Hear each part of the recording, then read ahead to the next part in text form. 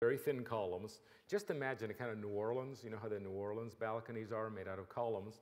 And on the other side, 2- and 3-story buildings. You know, this one could be a hotel, a 4-story hotel, and street, wonderful shops on one side, et cetera, the supermarket there. This isn't a good drawing, but when you see this, the good drawing, you'll be amazed. And so this could become the university center.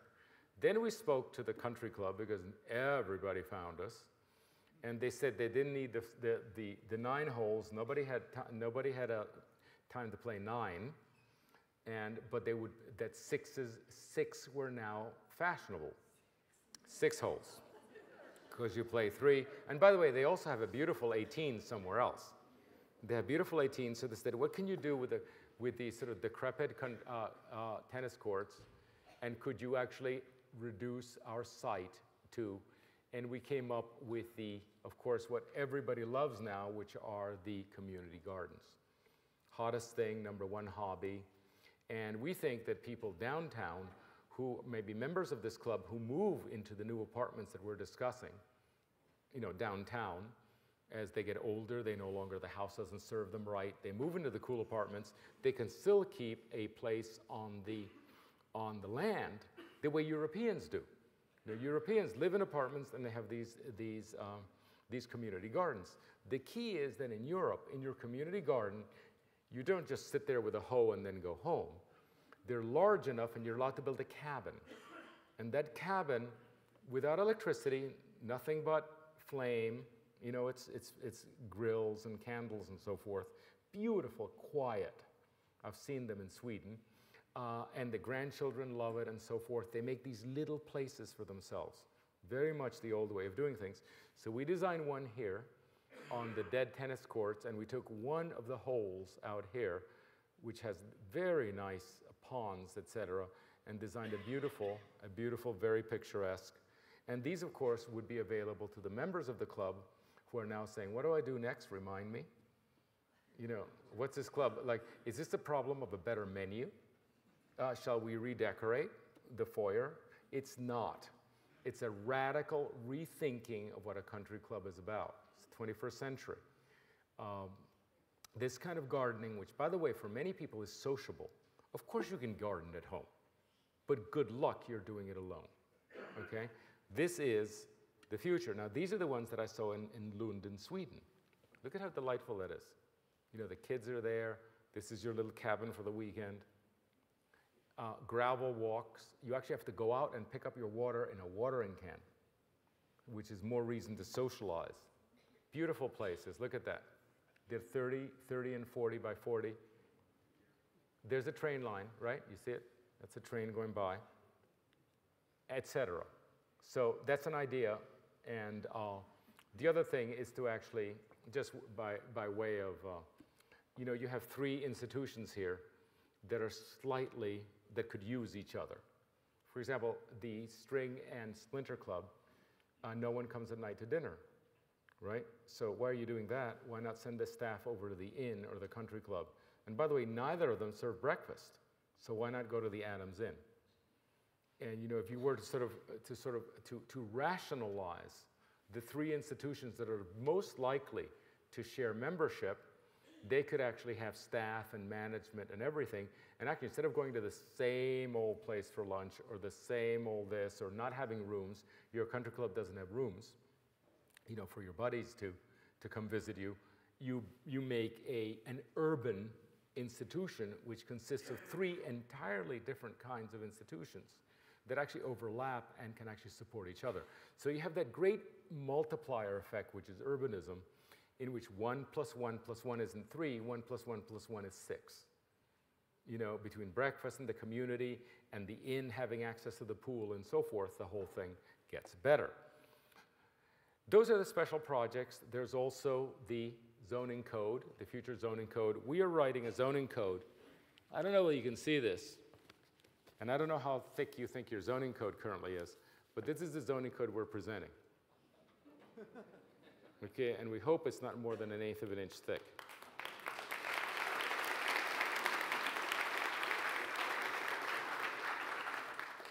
Because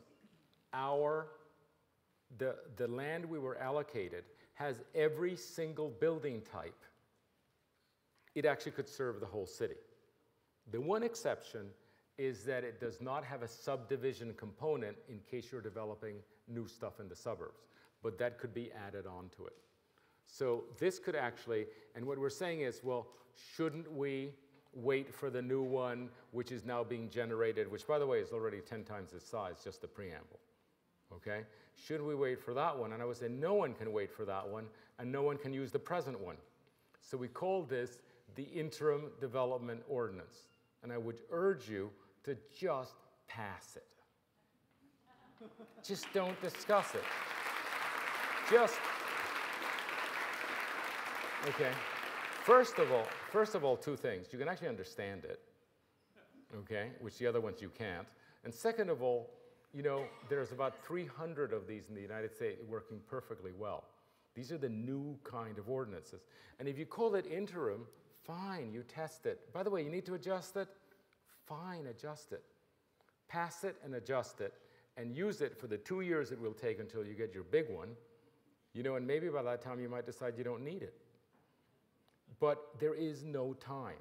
You know, what I'm trying to get across is a sense of impatience, that there is no time. This is the kind of ordinance that will allow the young people to act. It would allow the small developers to basically to renovate without pretending that it's something like Los Angeles with high real estate value. So this is the new zoning code, which we've written for that. And you always ask us who is in charge after we leave. And so I wanted to put name to face. Wendy was before and after us. She's there.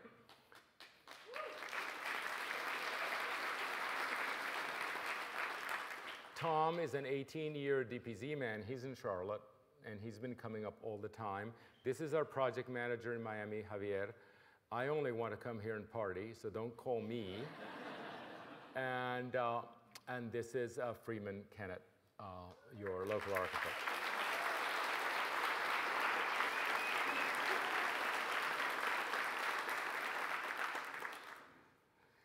Here's the spirit. So we went into I went into that building, which I rather like, the old abandoned building of North State Communications. And it's got papers on the floor. And I picked up this paper, and I was amazed. You know, it's incredible the precision with which they did things. And I noticed down here a very interesting thing. This is for 1 week, okay? Listen to this. Total orders processed, 2,825. Not completed in 5 days, 41. Completed in 5 days, 2,784. In 5 days, they installed 2,784 phones or repaired them physically. Okay? Now, why does it take 2 months to get a stamp on a piece of paper?